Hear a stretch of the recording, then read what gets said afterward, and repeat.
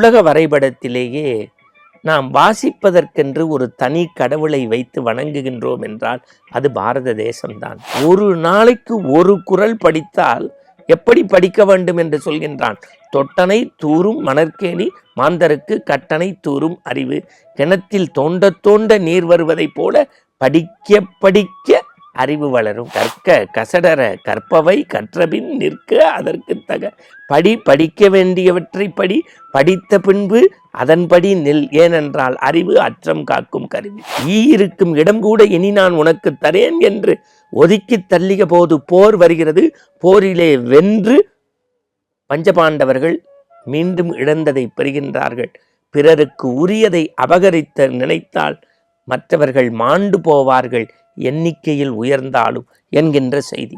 பகவத்கீதையை நாம் சும்மா இல்லத்துல போட்டிருக்கோமே, அது என்ன நிலையாமை தத்துவத்தை, எது நடந்ததோ அது நன்றாகவே நடந்தது. அந்த வாசகத்தை பார்த்தீங்கன்னா நிலையாமையை இந்த மண்ணுக்கு சொல்லுது. நண்பர்களே, படிப்பதில் இல்லாத சுகமா, நல்ல பழக்கத்தில் இல்லாத சுகமா, கெடுக்கின்ற பொருட்களில் நீ சுகத்தை வைத்தால் கேட்பதும் பிடிப்பதும் தகுமா? நாம் உண்மையிலேயே வாசிப்பை நேசிக்க வேண்டும். அன்பர்களே, நம்முடைய முன்னோர்கள் சொல்வார்கள், ஒரு நல்ல புத்தகம் எழுதி முடிக்கப்பட்டால் ஒரு சிறைச்சாலையினுடைய கதவு மூடப்பட்டதற்கு சமம். அதனால்தான் மகாகவி பாரதி கூட எழுதுகின்றான், அன்னசத்திரம் 1000 வேண்டாம், ஆலயம் 16,000 வேண்டாம், அங்கொரு ஏழை சிறுவனுக்கு எழுத்தறிவித்தல் புண்ணியம்.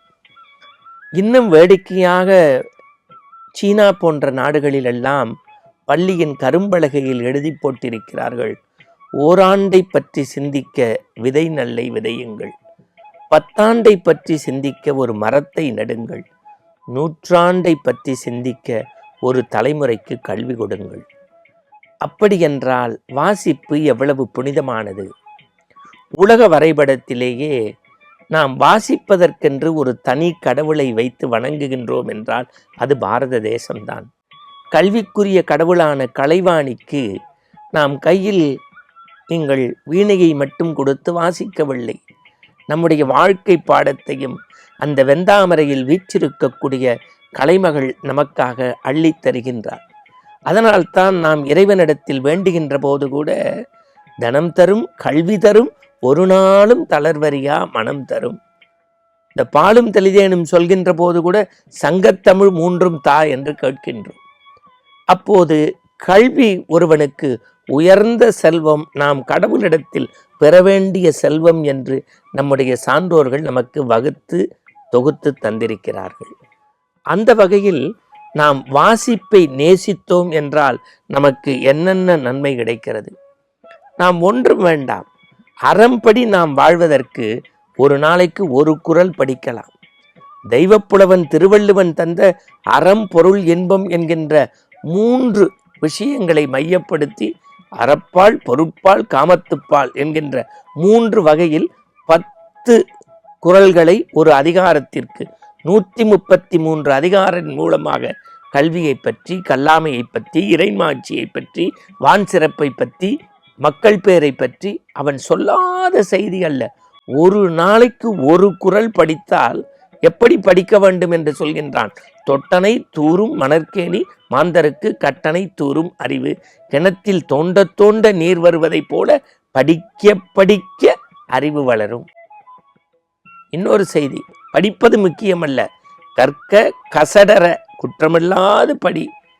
கற்க கசடர கற்பவை, படிக்க வேண்டியவற்றை படித்து நிற்க அதற்கு தக. கற்க கசடர கற்பவை கற்றபின் நிற்க அதற்கு தக. படிக்க வேண்டியவற்றை படித்த பின்பு அதன்படி நில். ஏனென்றால் அறிவு அற்றம் காக்கும் கருவி. இந்த செய்தி அப்படியே வைங்க. நீங்க மகாபாரதம் உங்களுக்கு தெரியும், வியாசர் இந்த மண்ணுலகில் பாரதம் படைக்க அவர் சொல்ல சொல்ல விநாயக பெருமான் தந்தத்தை உடைத்து படைத்தார் அல்லவா? அந்த பாரதம் நமக்கு சொல்லக்கூடிய செய்தி என்ன? இருக்கும் இடம் கூட இனி நான் உனக்கு தரேன் என்று ஒதுக்கி தள்ளிய போது போர் வருகிறது. போரிலே வென்று பஞ்சபாண்டவர்கள் மீண்டும் இழந்ததை பெறுகின்றார்கள். பிறருக்கு உரியதை அபகரித்த நினைத்தால் மற்றவர்கள் மாண்டு போவார்கள், எண்ணிக்கையில் உயர்ந்தாலும் என்கின்ற செய்தி. ராமகாதையை படிக்கின்ற போது நமக்கு எது தெரிகிறது? ஒரு மனிதனுக்கு எது வீரம்? ஆளோடு ஆள், தோளோடு தோள், வாளோடு வாள் மோதுவதல்ல, பிறன்மனை நோக்கா பேராண்மை. எவ்வளவு உயர்ந்த கருத்து! பகவத்கீதையை நாம் சும்மா இல்லத்துல போட்டிருக்கோமே, அது என்ன? நிலையாமை தத்துவத்தை. எது நடந்ததோ அது நன்றாகவே நடந்தது. அந்த வாசகத்தை பார்த்தீங்கன்னா நிலையாமையை இந்த மண்ணுக்கு சொல்லுது. பெரிய புராணம். ஒவ்வொரு நாயன்மார் கருத்திலிருந்தும் நாம் வாழ்வியல் நெறிமுறையை படிக்கலாம். எனவே நம்முடைய புத்தகங்களே இறைவனுக்கு சமமானது. இறை பேரை பெறுவதற்கு வழிவகுக்கக்கூடிய ஒரு மந்திர திறவுகோள் பக்தி இலக்கியங்கள், பக்தி புத்தகங்கள். நாளும் படிப்போம், உயர்வோம், வாசிப்பை நேசிப்போம், பூசிப்போம்.